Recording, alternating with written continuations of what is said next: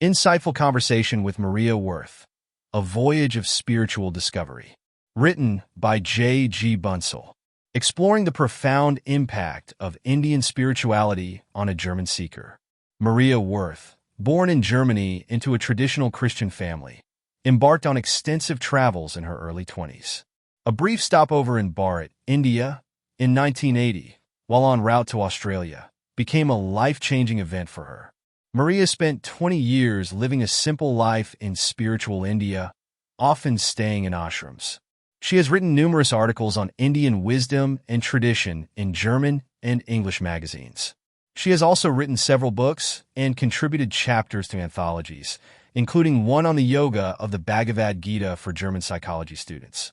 Active on social media, particularly on Quora, Twitter, and her blog, Maria often compares religions to highlight the negative aspects of Abrahamic dogmas, which she believes are detrimental and dangerous for Hindus.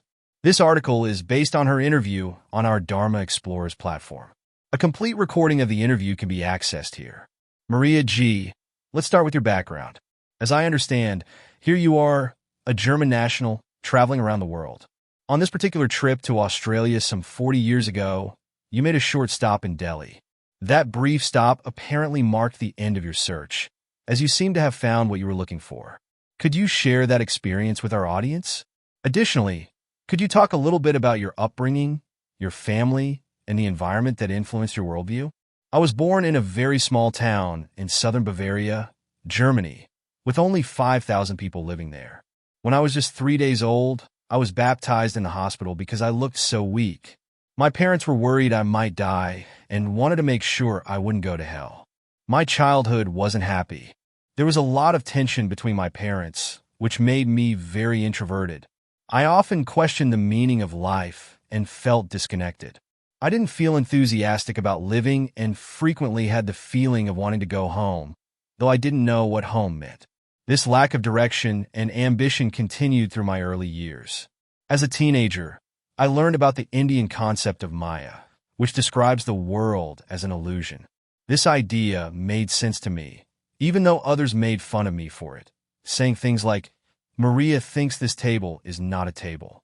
Additionally, when I learned in physics that everything is made of one energy and nothing is separate, it resonated with me. I thought, this must be what God is, but it remained a cold and theoretical concept. I spent much of my life seeking clarity and understanding, traveling extensively. I remember a time in Panama when I stayed on a small island for a week, trying to figure out the truth and purpose of life. It wasn't until I traveled to India that things began to make sense. In India, I read a book by Swami Vivekananda and found myself in the presence of Sri Anandamayi Ma. This experience made me realize that the one energy I had learned about in physics was not just theoretical. It was conscious, alive, and loving. It was within me and felt incredibly real and natural. This revelation led me to believe that if I am one with the divine, then I should dedicate my life to this truth. I remember a story from my time in boarding school. I had a prominent mole in the middle of my forehead, which is now barely visible. A girl once teased me, saying, "Maria, you are Indian." At that time, I had no thoughts of going to India, but looking back, it feels like everything in my life was pointing me toward this spiritual journey. In short, my life was shaped by early struggles, deep questions about existence, and a profound spiritual awakening that led me to find meaning and purpose in the teachings of Indian spirituality. This journey transformed my understanding of life and gave me a sense of belonging and direction. You mentioned that you were born into a Christian family, but chose to adopt Sanatana Dharma. What motivated this decision? What did you find in Sanatana Dharma that was missing in your birth religion? And how did your family and friends react to your decision? My family was not very happy, but I managed to keep myself afloat by writing articles and earning a bit of money. This helped my family feel somewhat reassured that I was doing something productive. I never had a concrete plan for my life, and when I came to India, I was amazed by how differently people here approach their futures. Many Indians have their lives planned out right after school, with specific goals in mind, which is not as common among Westerners. While I was in Germany, I read The Autobiography of a Yogi by Paramahansa Yogananda. The book profoundly moved me, and I longed to be initiated into Kriya Yoga.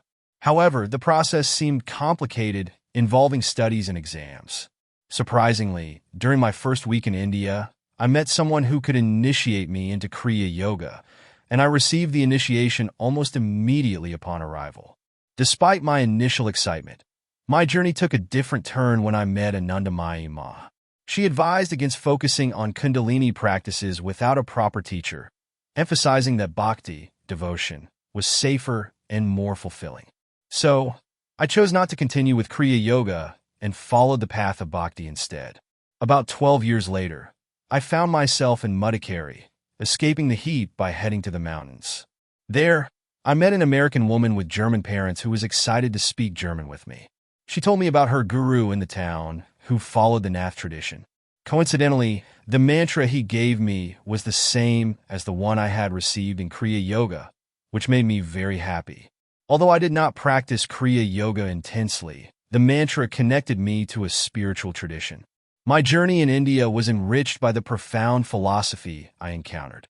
Indian philosophy, especially Advaita Vedanta and Kashmir Shaivism,